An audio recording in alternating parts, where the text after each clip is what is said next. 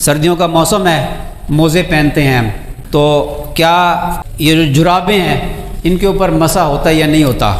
اس حوالے سے گزارش یہ ہے کہ مسح ہوتا ہے چمڑے یا سملر، جو چمڑے کی جیسی کوئی ریکسین ہو، اس طرح کی چیز سے بنا ہوا جو موزہ ہو اس پر مسح ہوتا ہے، جرابوں پر مسح نہیں ہوتا۔ اس کو اچھی طرح سمجھ لینا چاہیے کہ اس لیے کہ بہت سارے لوگ جرابوں پر مسح کرتے ہیں۔ ایک حدیث شریف میں کیونکہ جراب کا لفظ آیا ہے اس لیے ان کو غلط فہمی ہو گئی ہے کہ جراب پر مسح کیا جا سکتا ہے۔ یاد رکھیے کہ پاؤں کا دھونا یہ وضو میں فرض ہے۔ قرآن پاک میں وضو کے 4 فرض اللہ نے بیان فرمائے۔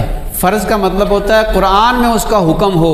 4 فرض ہیں وضو کے: چہرے کا دھونا اور ہاتھوں کا کونیوں سمیت دھونا، سر کا مسح کرنا اور پاؤں کا دھونا۔ اب پاؤں کا دھونا چونکہ فرض ہے اس لیے مسح کرنے کے لیے بہت مضبوط دلیل کی ضرورت ہے، آخر وہ دھونے کے قائم مقام ہوگا، دھونا فرض ہے۔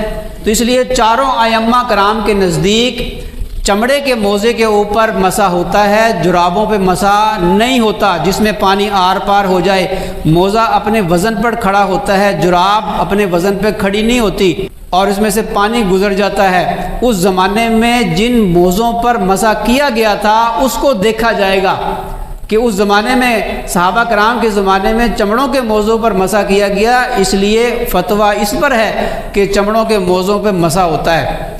ایک مرتبہ وضو کر کے پہن لیں موزہ اور پھر 24 گھنٹے تک اس کے اوپر مسح ہو سکتا ہے۔ جب وضو ٹوٹے گا 24 گھنٹہ ہونے سے پہلے اس کی تفصیل ہے۔ اتنا ہے مسئلہ یاد رکھیں کہ مسح موزوں پر ہوتا ہے چمڑے کے یا ریکسین وغیرہ کے، جرابوں پہ مسح نہیں ہوتا۔